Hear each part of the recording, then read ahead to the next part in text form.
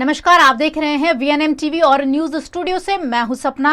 देश, दुनिया, शहर, जिले से कौन सी है खबरें विस्तार से देखें उससे पहले नजर आज की सुर्खियों पर। आइए देखते हैं आज की वीएनएम हेडलाइंस। गुजरात की 225 जीआईडीसी को निकाला जाएगा शहर के बाहर। वडोदरा की 48 जीआईडीसी स्थानांतरित करने की तैयारी।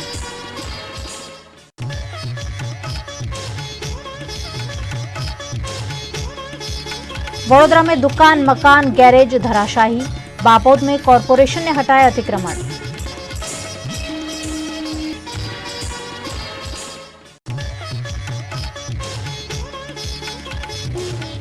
और वडोदरा के डांडिया बाजार का राजश्री अपार्टमेंट खस्ता हाल, कभी भी घट सकती है दुर्घटना।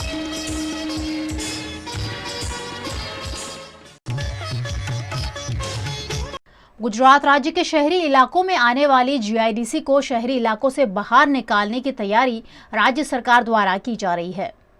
गुजरात में प्रदूषण में कमी लाने और माल सामान के हेरफेर में आसानी के लिए एक खास निर्णय लिया गया है, जिसके तहत गुजरात की 225 जीआईडीसी को शहरी इलाकों से बाहर स्थानांतरित करने की कवायद की जा रही है। गुजरात की 225 जीआईडीसी में 68,500 से ज़्यादा औद्योगिक इकाइयां कार्यरत है, जिसमें से सौराष्ट्र कच्छ में 36%, अहमदाबाद और उत्तर गुजरात में 25%, दक्षिण गुजरात में 12% और मध्य गुजरात में 27% जीआईडीसी हैं। वडोदरा में 48 जीआईडीसी शहरी इलाकों में हैं, जिससे सामान की हेरफेर में औद्योगिक इकाइयों को दिक्कतें आती है। ऐसी जीआईडीसी को शहर के बाहर स्थानांतरित करने की कवायद शुरू कर दी गई है। गुजरात के वाघोडिया रोड पर टीपी 43 में आने वाले अतिक्रमण को कॉरपोरेशन द्वारा ध्वस्त कर दिया गया। वडोदरा कॉरपोरेशन द्वारा इन दिनों लगातार अतिक्रमण हटाने की कार्यवाही की जा रही है। इसी कार्यवाही को वाघोडिया रोड पर बापोद इलाके में अंजाम दिया गया, जहां टीपी 43 में 18 मीटर रोड में आने वाले घरों और अन्य अतिक्रमण पर कॉरपोरेशन ने बुलडोजर चला दिया।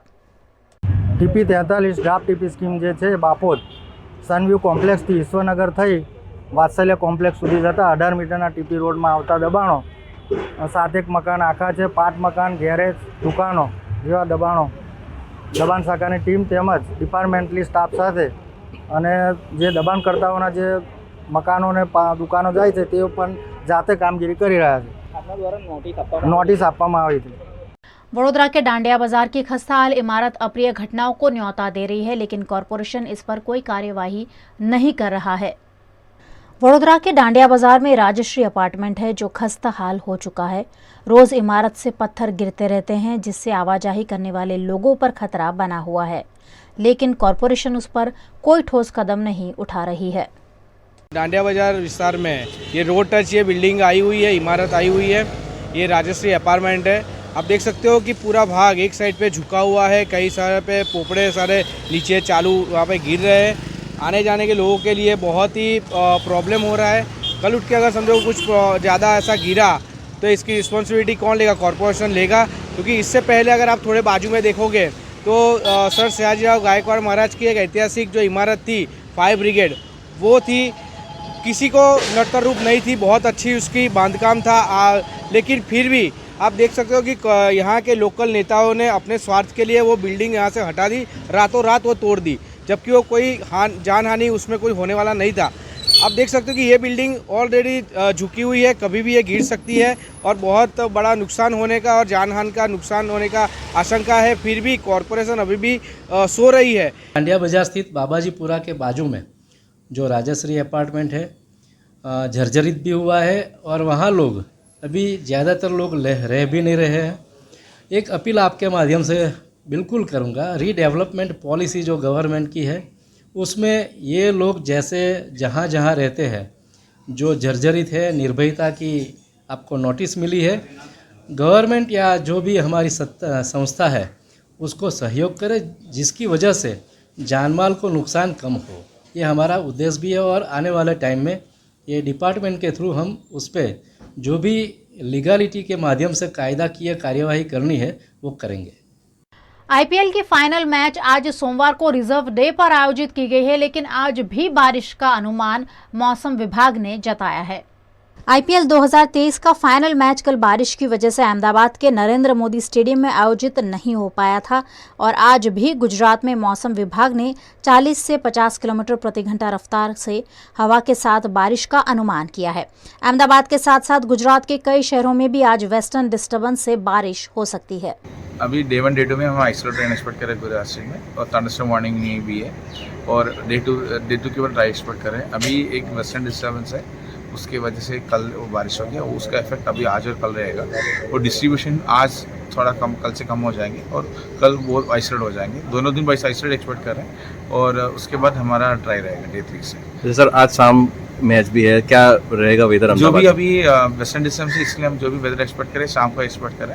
इवन अहमदाबाद भी देखा जाए शाम नाइट टू इवनिंग उसी पीरियड में हम थंडरस्टॉर्म एक्सपेक्ट करें विद विंड स्पीड भी रहेगा और लाइट मॉडरेट रेन एक्सपेक्ट कर रहे हैं, बट कल से थोड़ा इंटेंसिटी कम रहेगा। सर कितने दिन की आ गई है? आज और कल, उसके बाद ड्राई एक्सपेक्ट। और गुजरात में कौन सी जगह पे? बेसिकली देखें नॉर्थ गुजरात में डे 1 में चांस ज़्यादा, डिस्ट्रीब्यूशन भी ज़्यादा रहेगा और नॉर्थ गुजरात में एडजॉइनिंग डिस्ट्रिक्ट है सौराष्ट्र एंड ईस्टर्न गुजरात है, वहीं पे हम बारिश एक्सपेक्ट करें, बट डे 2 में इंटेंसिटी और कम हो जाएंगे। वेस्टर्न डिस्टर्बेंस प्लस इसके तरफ चला जाएंगे, इसकी इंटेंसिटी कम हो जाएंगे और डिस्ट्रीब्यूशन भी बारिश का कम हो जाए, ड्राई हो जाएंगे डे 3 से। अहमदाबाद में क्या स्थिति रहेगी आज? अहमदाबाद में जैसे मैंने बोला इवनिंग नाइट में लाइट मॉडरेट थंडरस्टॉर्म एक्सपेक्ट करें और विंड स्पीड भी रहेगा 40 to 50 किलोमीटर पर। कल अहमदाबाद में रद्द हुए आईपीएल फाइनल मैच पर आज भी बारिश का साया मंडरा रहा है। इंडियन प्रीमियर लीग में आज रिजर्व डे पर चेन्नई सुपर किंग्स और गुजरात टाइटंस के बीच फाइनल मुकाबला खेला जाएगा। आईपीएल के इतिहास में ये पहली बार है जब फाइनल रिजर्व डे पर हो रहा है। रविवार को अहमदाबाद में लगातार बारिश होती रही, इस कारण मैच नहीं हुआ। इसी वजह से आज शाम 7:30 बजे से नरेंद्र मोदी स्टेडियम में ये मुकाबला खेला जा रहा है। आईपीएल के फाइनल मैच के बीच अहमदाबाद के मौसम की बात करें तो एक्वा वेदर के मुताबिक आज शाम 5 बजे के आसपास बिजली गरजने के साथ बारिश होने की संभावना है। वहीं बीबीसी वेदर के मुताबिक शाम करीब 6 बजे से रात 9:30 बजे तक हल्की बारिश होने की संभावना है। इस तरह देखें तो आज भी मैच कुछ समय के लिए बाधित हो सकता है। चेन्नई की टीम आईपीएल में 10वीं बार फाइनल खेलेगी। टीम ने ये खिताब 4 बार जीता है। वहीं गुजरात लगातार दूसरे साल फाइनल में पहुंची है। टीम पिछले साल ही चैंपियन बनी थी। अगर आज रात 9:35 तक भी मैच शुरू होता है तो पूरे 20 ओवर का मैच खेला जाएगा। अगर 9:35 के बाद मैच शुरू होता है तो ओवर्स कम किए जाएंगे। 9:45 बजे मैच शुरू होने पर 19 ओवर, 10 बजे 17 ओवर और 10:30 बजे से शुरू होने पर 15-15 ओवर का खेल होगा। रात करीबन 12:06 बजे तक कट ऑफ टाइम रहेगा। अगर तब तक भी 5-5 ओवर का खेल शुरू नहीं हुआ तो मैच रद्द करार दिया जाएगा। वीएनएम टीवी पर आप देख रहे हैं खबरें। आइए लेते हैं एक छोटा सा ब्रेक।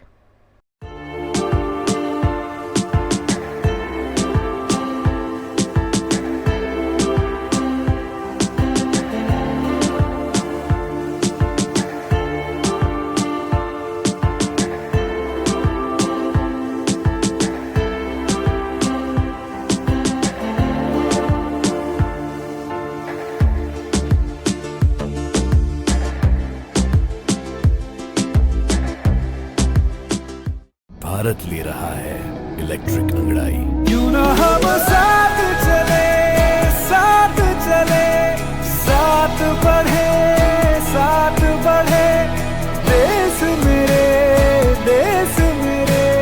देश को ले जाए नई दिशा की ओर। आपका जॉय, भारत का जॉय। વડોદરાના ઘણા વિસ્તારો જેમ કે અકોટા, માંજલપુર, અલકાપુરી, મકરપુરા વગેરે વગેરે વિસ્તારોના લોકો ચિંતામાં છે। આ ચિંતાનું કારણ છે વડોદરાના લોકોમાં વધતી ઈર્ષા। જી હા, અને આ ઈર્ષાનો સ્ત્રોત છે તરસાલી એરિયામાં આવેલ રેઝિડેન્શિયલ પ્રોજેક્ટ દર્શનમ પ્લેસ।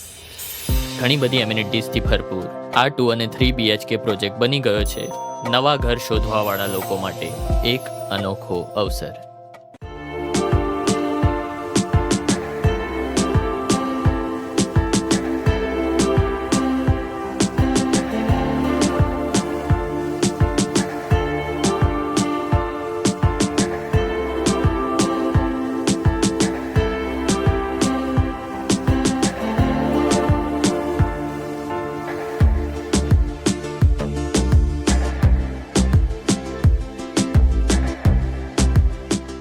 भारत ले रहा है इलेक्ट्रिक अंगड़ाई। क्यों ना हम साथ चले, साथ चले, साथ बढ़े, साथ बढ़े, देश मेरे, देश मेरे, देश को ले जाए नई दिशा की ओर। आपका जॉय, भारत का जॉय। गुजरात के वडोदरा की एमएस यूनिवर्सिटी की सोशल वर्क फैकल्टी में यूजीसी के नियमों का उल्लंघन करने पर सेनेट मेंबर कपिल जोशी ने आपत्ति जताई। एमएस यूनिवर्सिटी की सोशल वर्क फैकल्टी में आयोजित मीटिंग में यूजीसी के नियमों का उल्लंघन करने का हवाला देते हुए सेनेट सदस्य कपिल जोशी ने एमएसयू प्रबंधन का ध्यान आकर्षण कराया है। यूनिवर्सिटी आजकल सरकार और यूजीसी की जो नियम होता है उसकी भी ऐसी तैसी करने बैठे हुए हैं। हाल में ऐसा यूजीसी और राज्य सरकार के जो नियम होते हैं वो कोई भी यूनिवर्सिटी है उसको पालन करना होता है, लेकिन आज अपनी यूनिवर्सिटी के अंदर हमारे फैकल्टी जो सोशल वर्क है 10 मई 2023 के रोज़ हमारी फैकल्टी बोर्ड की मीटिंग हुई थी। और मीटिंग के अंदर वहाँ पर 62 ईयर्स के अबव एज वाले एक प्राध्यापक को वो मीटिंग में बुलाया।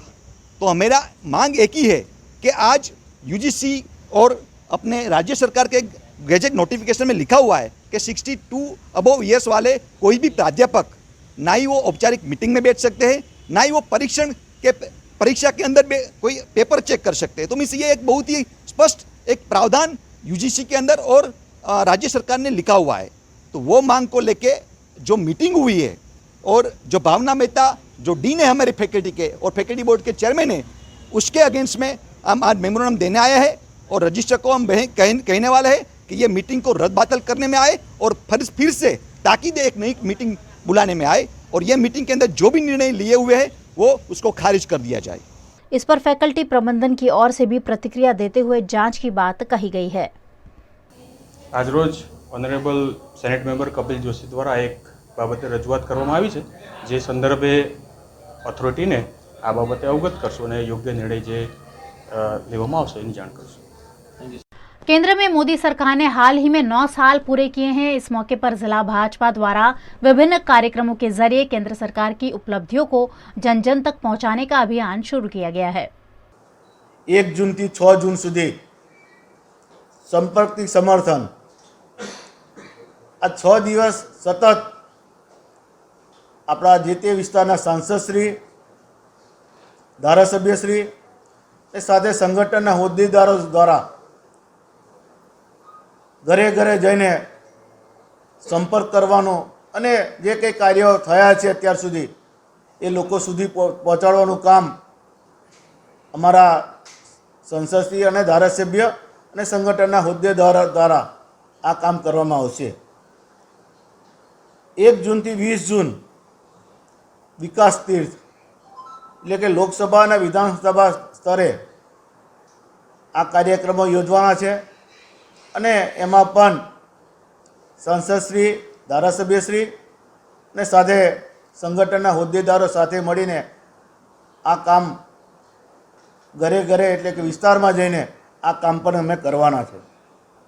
એ જ રીતે 5 जून થી 20 जून लाभार्थी सम्मेलन એટલે કે મંડળ સ્તરે જે લાભો જે લોકોને મળ્યા છે એ લોકોને ભેગા કરીને મંડળ સ્તર સુધી અમે પહોંચીને દરેક મંડળમાં ભેગા કરીને એમાં પણ ધારાસભ્ય, સંસદ સભ્યશ્રી અને સંગઠનના હોદ્દેદારો સાથે મળીને જે કંઈક લોકોને લાભ મળ્યા છે એની માહિતી પણ અમે પહોંચાડવાના છે। गुजरात के वडोदरा में महानगर पालिका द्वारा हरणी में स्कल्पचर पार्क तैयार किया गया है, जिसमें 57 अद्भुत पेडेस्टल स्ट्रक्चर लगाए गए हैं। वडोदरा के हरणी में 2 करोड़ 35 लाख रुपए की लागत से वडोदरा महानगर पालिका ने स्कल्पचर पार्क तैयार किया है, जहां स्कल्पचर के साथ साथ जॉगिंग ट्रैक, गार्डन, कसरत करने के खेलकूद के संसाधन इत्यादि की व्यवस्था की गई है। इस पार्क में आर्टिफिशियल तालाब और सिटिंग व्यवस्था भी की गई है, जिससे सैलानियों को एक अच्छे पर्यटन स्थल का लाभ मिलेगा। આજે હરણી વિસ્તારની અંદર આશરે 2 કરોડ 35 લાખના ખર્ચે સ્કલ્પચર પાર્કનું ઓપનિંગ કરવામાં આવ્યું છે। 30,000 સ્ક્વેર મીટરની અંદર આ આખું સ્કલ્પચર પાર્ક તૈયાર થયું છે। એમાં 59 જેટલા સ્કલ્પચર લગાવવાના છે, એમાંથી 27 લાગી ગયા છે. બીજા સ્કલ્પચર MS યુનિવર્સિટીના આર્ટ્સ ફેકલ્ટીના સ્ટુડન્ટો દ્વારા તૈયાર કરવામાં આવશે. 2 કિલોમીટર જેટલો એનું વોકિંગ ટ્રેક છે.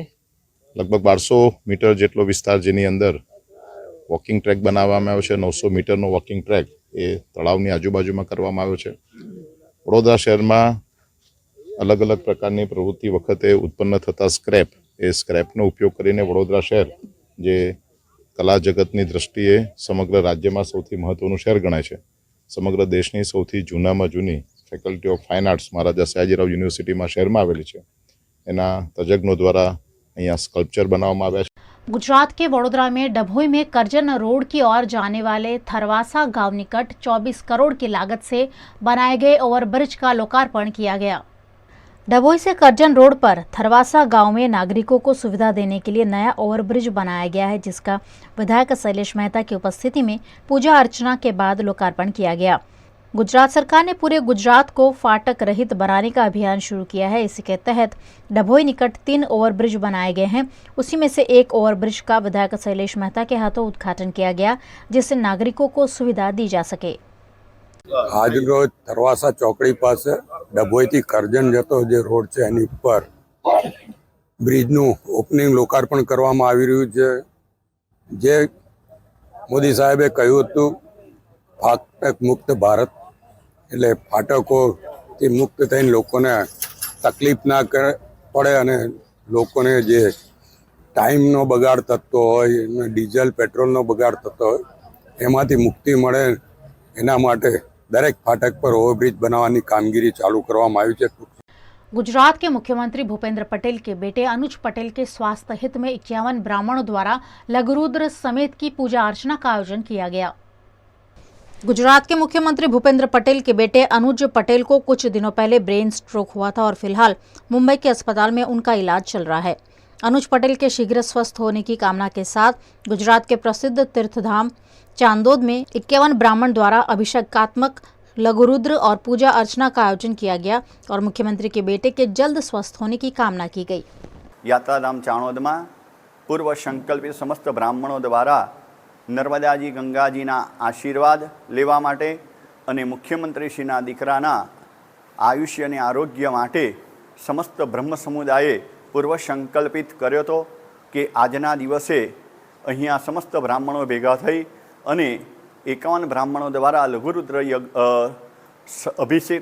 अभिषेकात्मक लघुरुद्रનું आयोजन करवामां आवेલું અને એની અંદર દરેક બ્રાહ્મણોએ ભેગા થઈ એ દીકરાને આરોગ્ય મળી રહે એ માટેની તંદુરસ્તી જલ્દી થઈ જાય અને પરમાત્મા એ દીકરાને ખૂબ આયુષ્યમાન આરોગ્ય બક્ષે અને જલ્દી ભૂપેન્દ્રભાઈની ચિંતા ઓછી થાય એ માટે 51 બ્રાહ્મણો દ્વારા અહીંયા મહામૃત્યુંજયની સમીપ અહીંયા આયોજન કરવામાં પૂજાનું આવેલું છે અને આ આયોજનની અંદર સમસ્ત બ્રાહ્મણોએ એ આખા પરિવારને તંદુરસ્તી રહે માટે ખૂબ આશીર્વાદ આપ્યા છે અને ભગવાન મા નર્મદાજી ગંગાજી એ સમસ્ત પરિવારનું તંદુરસ્ત આરોગ્યમય જીવન બનાવે એવી સર્વે બ્રાહ્મણોની શુભકામના, શુભ आशीर्वाद. कई बार लाखों रुपए खर्च कर घर लेने के बावजूद बुनियादी सुविधाएं भी लोगों के नसीब में नहीं होती है. कुछ ऐसा ही वडोदरा की कामधेनु वुड्स सोसाइटी के निवासियों के साथ हुआ है. गुजरात के वडोदरा के वाघोड़िया रोड पर अणखोल में कामधेनु वुड्स सोसाइटी बनाई गई है, लेकिन यहाँ के लोग दूषित पानी की समस्या से परेशान हैं. घर बेचते वक्त बिल्डर द्वारा बड़ी बड़ी बातें और बड़े बड़े दावे किए जाते हैं, लेकिन एमिनिटीज के नाम पर कई बार बुनियादी सुविधाएं भी लोगों के नसीब में नहीं होती. कामधेनु वुड्स सोसाइटी में भी कुछ ऐसा ही हाल है. बार बार शिकायत के बावजूद बिल्डर या कॉरपोरेशन कोई मामले पर ध्यान नहीं दे रहा है, जिस पर स्थानीय निवासियों द्वारा आक्रोश जताया गया. इस इमारत का निर्माण धीरू मेथलिया, चेतन कणसागरा, मनहर जीवाणी और जयसुख मेथलिया ने किया है, जिनसे यहाँ रहने वाले लोग काफी नाराज हैं. जीवन जरूरियात पानी की मांगे पूरी करो, पूरी करो, पूरी करो, पूरी करो. बिल्डर तारी दादागिरी કામધેનુ વુડ્સ કરીને સોસાયટી છે, ન્યૂ વાઘોડિયા રોડ. અને અમારે પાણીની મેઇન સમસ્યા છે કે ગંદુ ને બહુ જ પીળું પાણી આવે છે. ઘણીવાર તો અંદર ગંદુ એટલે કચરું બી આવે, પોયડા બી આવે. હવે અમારી સોસાયટીમાં નાના બાળકો છે ઘરે ઘરે નાના બાળકો ભૂલમાંથી બી પાણી પી લે તો બીમાર પડી જાય છે વારે વારે.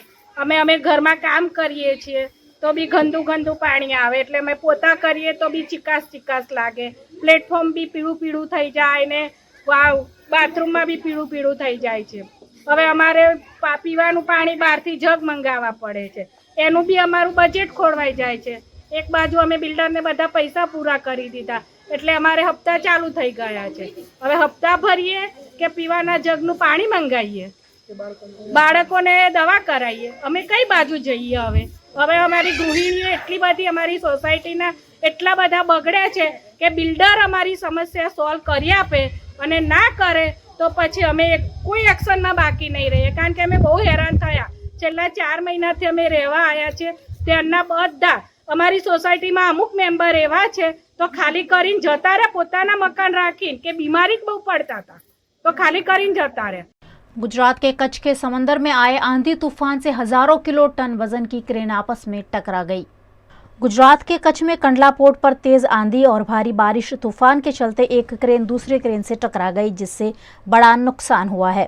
कंडला पोर्ट पर आंधी तूफान के चलते 2 क्रेनों के आपस में टकराने की घटना सामने आई है, जिसमें कंडला पोर्ट प्रशासन की बड़ी लापरवाही उजागर हुई है।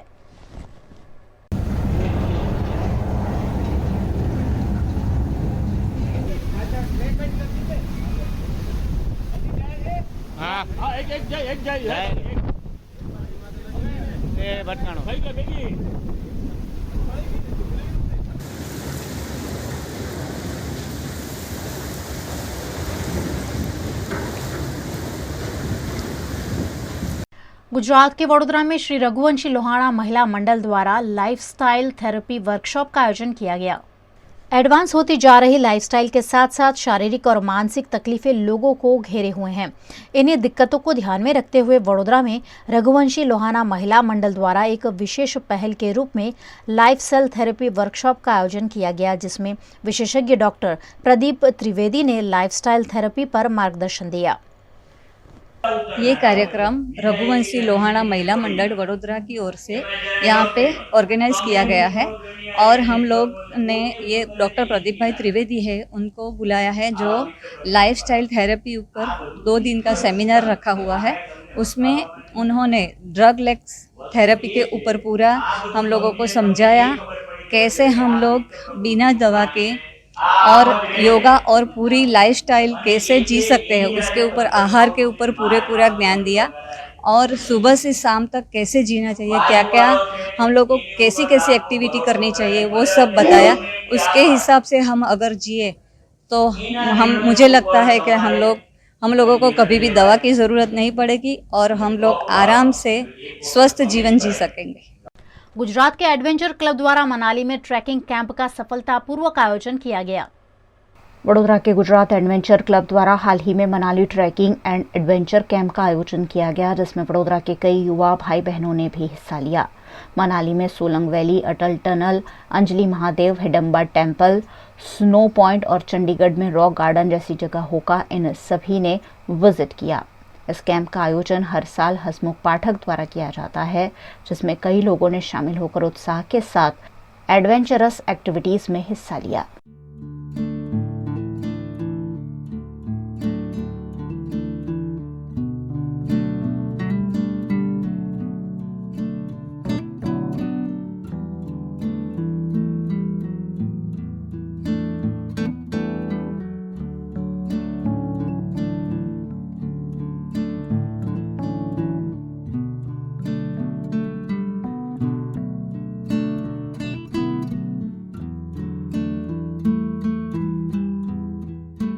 गुजरात के जूनागढ़ में तेंदुए ने 4 लोगों पर हमला कर उन्हें गंभीर रूप से घायल किया है।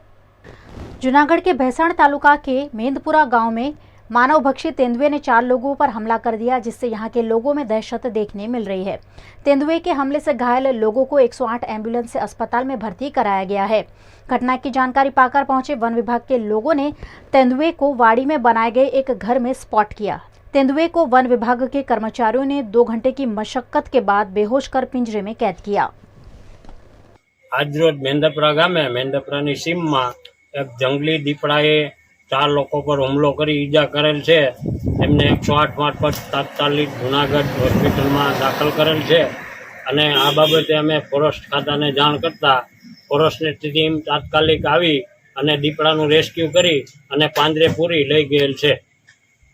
वीएनएम न्यूज़ स्टूडियो से ये थी अभी तक की दिन भर की खबरें। वीएनएम टीवी की सारी खबरें, शोज़ और अपडेट्स देखने के लिए आप देखते रहिए यूट्यूब, फेसबुक, इंस्टाग्राम और इसके अलावा आप OTT प्लेटफॉर्म पर भी इसे लाइव देख सकते हैं। आप टेली हंट, जियो टीवी, वोडाफोन टीवी पर 24 घंटे देख सकते हैं वीएनएम टीवी। तो देखते रहिए वीएनएम टीवी। मुझे दीजिए इजाज़त, नमस्कार।